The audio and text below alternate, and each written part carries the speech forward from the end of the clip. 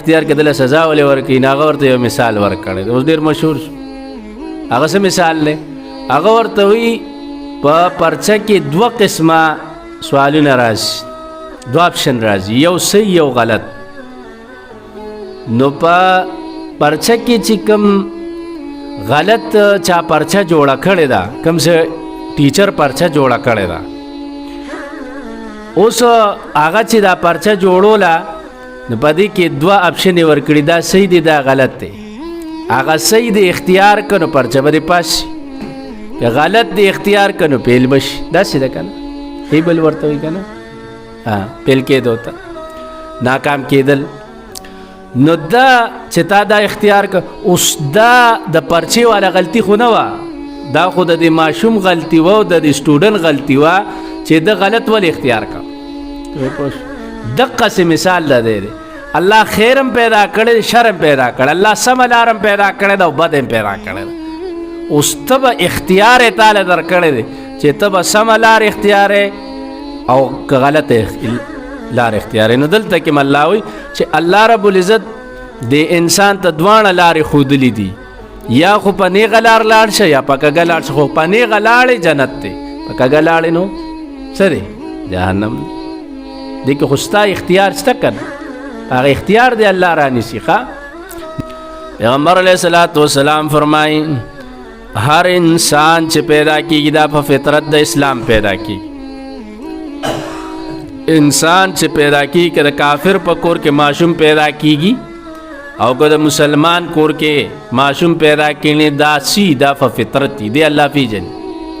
خو دا ماحول داسي که هغه مور پلار یهودیان نو دی ځان سره یهودي کی که مسلمانان نو ځان سره مسلمان وساتي که نصرانیان نو ځان سره عیسائی کی فابواه ان یهودانه او ینصرانه او یمجسانه حدیث کې داسې الفاظ راځي دا خو د انسان دا رستو چې دی نو ماحول ورته داسې ملي نور الله چې دی پیدا کړي نو دا فطرت الله فطر الناس علیه لا تبدیل لخلق الله دا الله پیدایش له تبدیل نشته الله او کعب ابن عجرة النبی علیہ الصلوۃ والسلام فرمایلی وی الله نه پناه غواړه د قمقلو باچاهانو نه هغه ورته قمقل باچاهان کم دی وی زمانه پس به داسې خلکي زما په لار بنځي زما سیرت به ورته ښکلې نه ښکاري داسې باچاهان به راشي نو دا قمقل خلک دي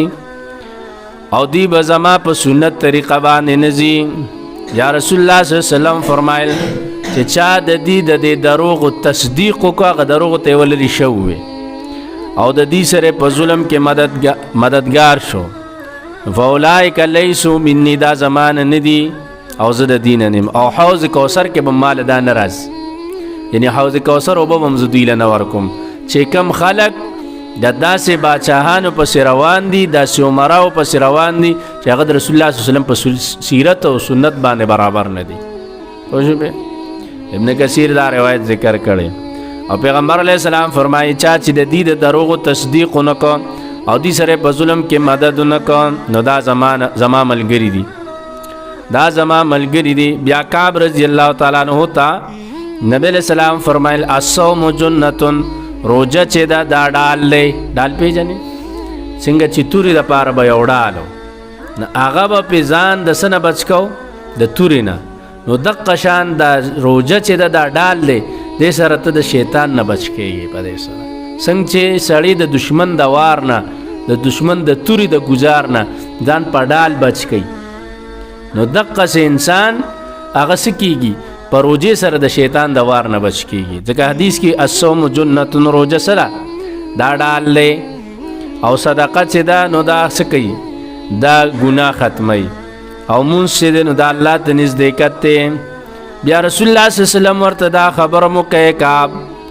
داخل به نشي جنت ته هغه جسد یا هغه غوښه